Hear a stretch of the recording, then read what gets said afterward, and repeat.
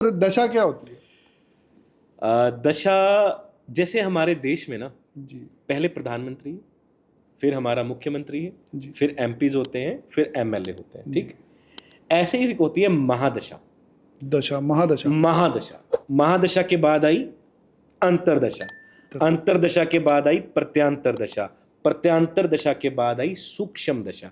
इससे नीचे भी हैं पर आप वेग होकर जाएंगे। वैसे ही हमारी कुंडली को हमारी कुंडली हमारा संसार है, उसको कौन सा ग्रह चला रहा है वो हमारा महादशेष है। अगर सूर्य चला रहा है 6 साल के लिए, अगर मंगल चला रहा है 7 साल के लिए, चंद्रमा चला रहा है 10 साल के लिए, तो वो हमारा उस वक्त का पीएम है, जी, उसकी सरकार है। उसकी सरकार है। फिर आ गया हमारा सीएम, मतलब हमारा महादशा अंतरदशा। जी। फिर आ गई हमारी प्रत्यांतर दशा और फिर आ गई हमारी सूक्ष्म दशा, इससे नीचे प्राण दशा। प्राण दशा एमएलए के नीचे आपके शहर का एमसी होता है। जी तो जिसके लेवल का काम है, आप बोले मेरा घर कब बनेगा, ये लाइफ इवेंट है, उसके लिए आपको महादशेष देखना पड़ेगा, मतलब जो आपकी महादशा का मालिक है। आप बोले मेरी शादी कब होगी, बड़ा इवेंट है तो महादशेष। छोटा इवेंट क्या है कि ये मुनाफा कब होगा, मतलब आपका एमएलए से काम चल जाएगा। दशा मनुष्य के जीवन को वैसे ही प्रभावित करती है जैसे नदी के उस पार जब खेवट भगवान राम को लेके जाता है, नदी के उस पार कराता है, जब वो भगवान के पांव धोता है तो उस जल को उस नदी में मिला देता है।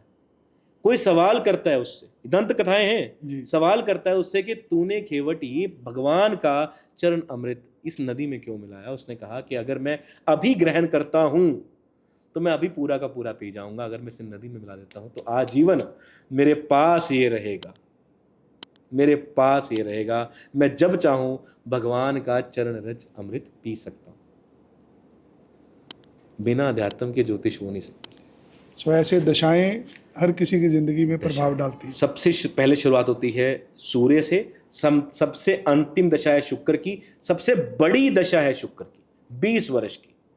ये 125 साल की पीरियड होता है। आप खुद बताएं विनय जी, क्या कोई इंसान 125 साल जीता है? नहीं, कोई भी नहीं। जब आप सूर्य से शुरू करेंगे आप पे शुक्र आएगा ही नहीं। जब शुक्र मुझ पे आएगा ही नहीं तो शुक्र मुझे तब वैसा फल देगा जैसा वो अपनी महादशा में देता, क्योंकि उसे मालूम है कि मुझे आना नहीं है। तो जब भी उसकी पार्टी एक होगी, पीएम, सीएम, एमपी, एमएलए एक हो जाएंगे, तो आपकी सरकार में चलती होगी, आपके वारे नहीं आ रहे।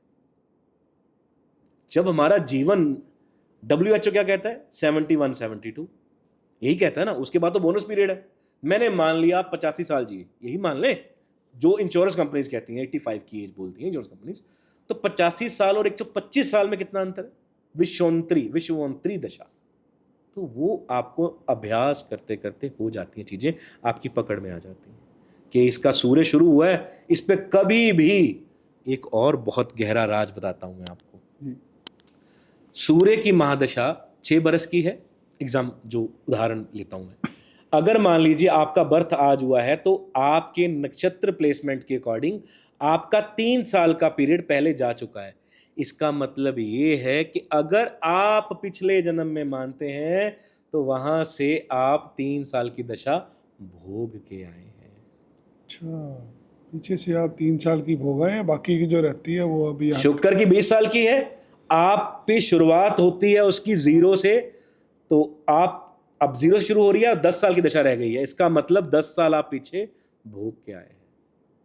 लीड करता है आपको, किस डायरेक्शन में जाना है आपको। बहुत सरल विधि से आप बता रहे हैं। प्रयास कर रहा हूं मैं, कोशिश कर रहे हैं, बट सफल हैं आप। प्रयास कर रहा हूं मैं। मुझे लगता है आज मुझे ज्योतिषी बना के जाएंगे आप। प्रयास करूंगा। सर्टिफिकेट नहीं मिलेगा मुझे कहीं से।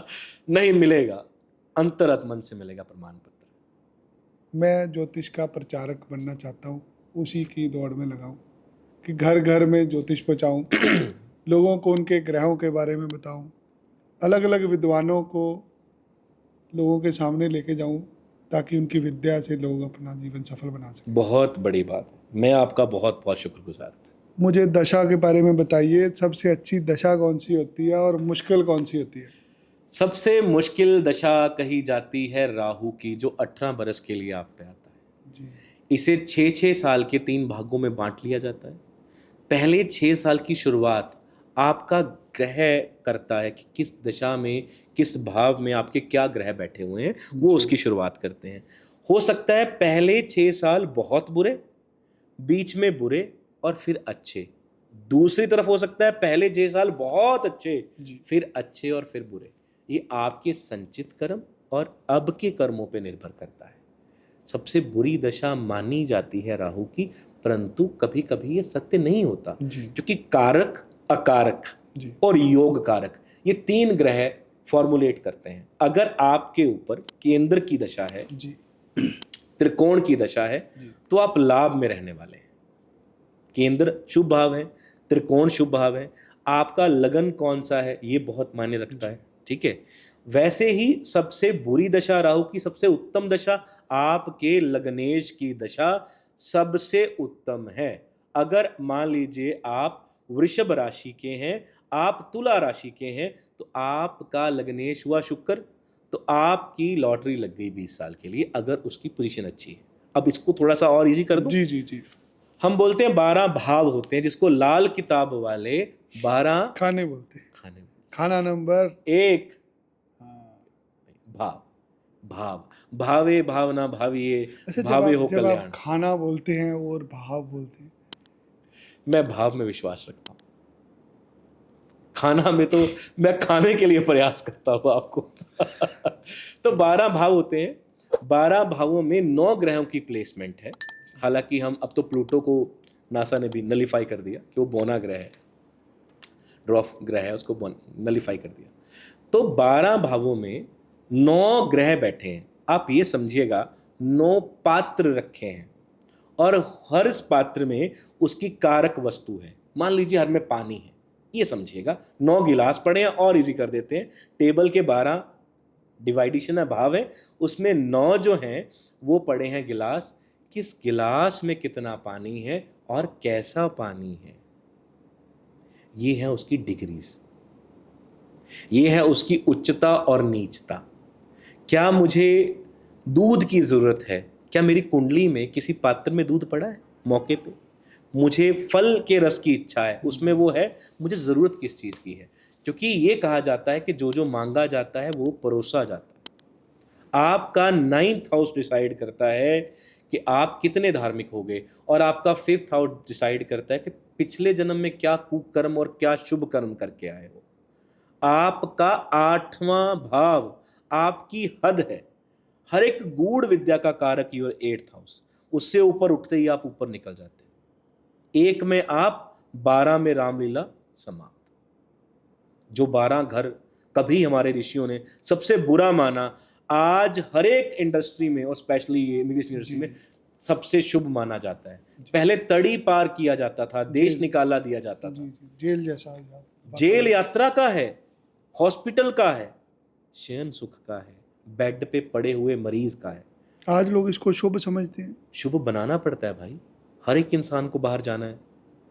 आपसे तो बहुत लोग मिलते हैं, आप 20 साल से कारोबार कर रहे हैं। कभी उस माँ को पूछिएगा कि पैसा तो वो भेजता है बेटा, पर क्या तेरे आंसू पोंछने के लिए कभी वो आया? तेरा पुत्र तुझे फोन तो भेजता है, क्या उसी फोन पे वो फुर्सत निकाल के कॉल करता है? मर जाते हैं, अंदर मृत्यु हो जाती है। उसी 12 भाव को पूजने पे लगे हुए हैं। कहा था भगवान ने कि कलयुग में काल पूजा जाएगा, तब मेरा स्मरण रखना, नाम आपको उतार देगा। जय श्री राम। बहुत धन्यवाद आपका इस पॉडकास्ट को देखने के लिए। यदि आपको इस पॉडकास्ट से कोई सीख मिली है, हमें कमेंट बॉक्स में जरूर बताइए। यदि आप एक ज्योतिषी शास्त्री हैं, ज्योतिष जानते हैं, किसी ऐसे ज्योतिष आचार्य को जानते हैं जो अपने विचारों से लोगों की जिंदगी बदल सके, जो सनातन धर्म की शिक्षाओं को लोगों तक पहुंचा सके, हमें उनकी डिटेल जरूर भेजें। ये निःशुल्क पॉडकास्ट होगा। ज़्यादा जानकारी के लिए स्क्रीन के ऊपर दिए गए नंबर पर अभी अपनी डिटेल मुझे व्हाट्सएप करें। धन्यवाद। जय श्री राम।